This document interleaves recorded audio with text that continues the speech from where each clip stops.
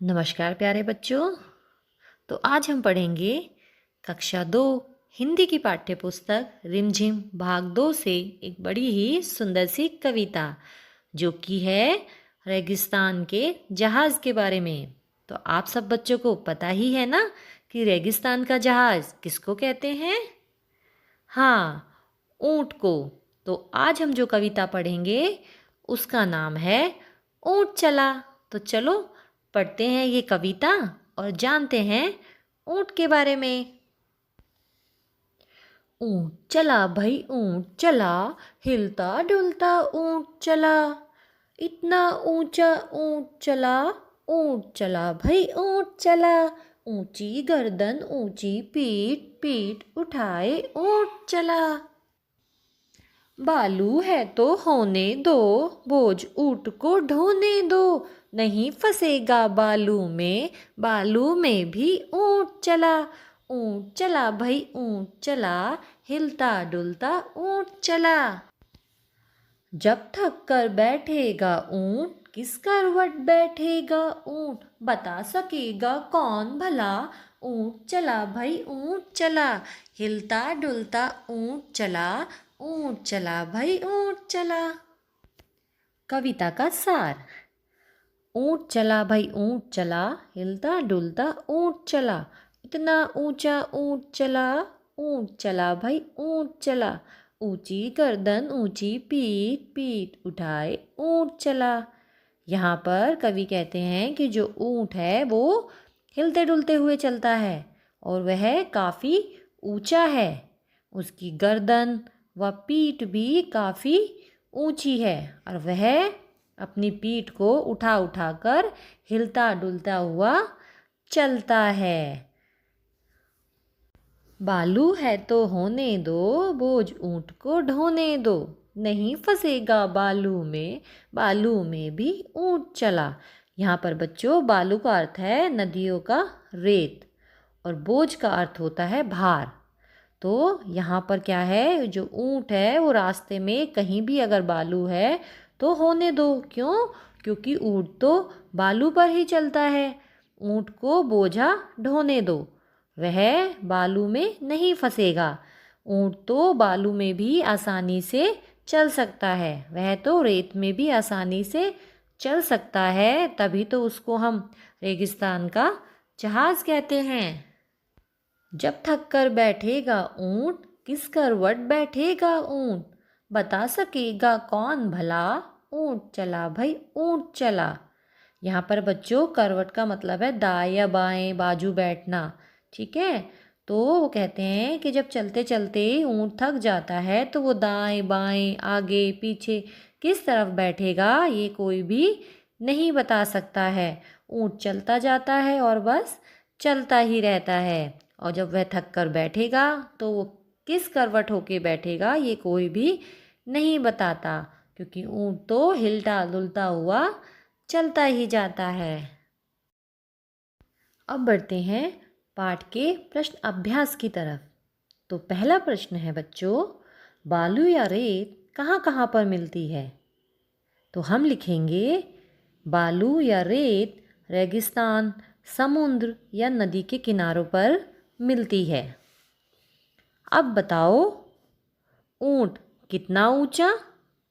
तुम्हारी कक्षा की दीवार जितना, हाथी जितना, बिजली के खंभे जितना, या फिर हमारी कक्षा की छत जितना। तो हम यहाँ पर लिखेंगे हमारी कक्षा की छत। अब बताओ हाथी कितना मोटा? तुम्हारी माँ के संदूक जितना, ऊँट जितना, पहाड़ जितना, या फिर बरगद के तने जितना। चींटी कितनी छोटी? चीनी के दाने जितनी, चावल के दाने जितनी, इलायची के दाने जितनी, या फिर सरसों के दाने जितनी। तो यहाँ पर हम लिखेंगे सरसों के दाने। ऊँट से ऊंची चीज़ों के नाम पर गोला लगाओ। यहाँ पर बच्चों कुछ चीज़ों के नाम दिए गए हैं, तो जो चीज़ें ऊंट से ऊंची होती हैं उन पर हम गोला लगाएंगे। तो यहाँ पर आएंगे बिजली का खंबा, आम का पेड़ और तुम्हारी कक्षा की छत। ऊंट के नीचे से क्या क्या निकल सकता है? तो ऊंट के नीचे से बच्चे, कुत्ता, बिल्ली, चूहा, खरगोश और अन्य इसी प्रकार के जो छोटे कद के प्राणी होते हैं या जो जानवर होते हैं वह निकल सकते हैं। अगला प्रश्न है, किन किन चीज़ों की मदद से ऊंट पर चढ़ोगे? तो हम सीढ़ी की मदद से या किसी व्यक्ति के कंधों पर, पापा के कंधों पर चढ़कर हम ऊंट पर चढ़ेंगे। ऊंची गर्दन ऊंची पीठ, पीठ उठाए ऊंट चला। तो बच्चों इस कविता में जो ऊंट है वो पीठ उठाए चल रहा है। तो अब बताओ ये सब क्या उठाकर चलेंगे? हाथी, हाथी क्या उठाकर चलेगा? सूंड, पीठ, पेड़ का तना। टीचर जी, किताब, कॉपी, रजिस्टर। पिताजी, घड़ी, मोबाइल, लैपटॉप। और शेर क्या उठाकर चलेगा? अपनी गर्दन, पूंछ या फिर अपना शिकार। दादाजी, दादाजी उठाकर चलेंगे छड़ी, चश्मा या फिर समाचार पत्र। बच्चों अब देखो नीचे कुछ शब्द लिखे हैं, इन्हें बोलकर देखो। अब मिलते जुलते शब्दों को सही खानों में लिखो। तो शब्द हैं जूट, सूट, भला, धस, हंस, तब, कब, गला, आलू, चालू।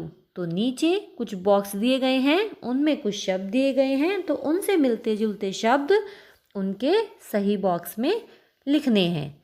तो सबसे पहले लिखा हुआ है ऊंट, यहाँ हम लिखेंगे जूट, सूट। बालू, आलू, चालू। फस, फस में लिखेंगे धस और हंस। चला, चला के नीचे हम लिखेंगे भला, गला। जब, यहाँ पर आएंगे तब और कब। तो बच्चों ये सारे तुकात्मक शब्द हैं, वो शब्द जिनके अंत में उनकी तुक मिलती है उनको हम तुकात्मक शब्द कहते हैं। अब अगले प्रश्न में ऐसे ही और शब्द सोचकर लिखो। हम लिख सकते हैं इधर, उधर, आग, नाग, आना, जाना, खाना, पीना, ऐसा, वैसा, मुझे, तुझे। तो इस तरह आप और भी शब्द सोचकर यहाँ पर लिख सकते हैं। बच्चों कविता में बा से शुरू होने वाले शब्द कौन कौन से हैं उनके नीचे रेखा खींचो। तो सबसे पहले हम कविता में दिए गए वह शब्द ढूंढेंगे जो कि बा से शुरू होते हैं, और वे शब्द हैं बालू, बोझ, बैठेगा, बता। अब इनके नीचे हम रेखा खींचेंगे इस तरीके से।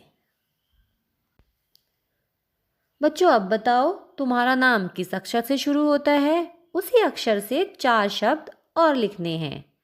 तो आपका नाम जिस भी अक्षर से शुरू होता है उस अक्षर से आप 4 और शब्द सोचकर लिखेंगे। जैसे मेरा नाम का से शुरू होता है तो मैं लिखूंगी कविता, किरण, कुर्सी और कमरा। बालू है तो होने दो, बोझ ऊंट को ढोने दो। तो बच्चों बहुत से जानवरों को बोझा ढोने के लिए इस्तेमाल किया जाता है। तो क्या तुम्हें ये ठीक लगता है और क्यों? तो सभी बच्चे इसका उत्तर भी अपने अनुसार लिख सकते हैं। अगर आपको ठीक लगता है तो क्यों, और अगर नहीं लगता है तो क्यों।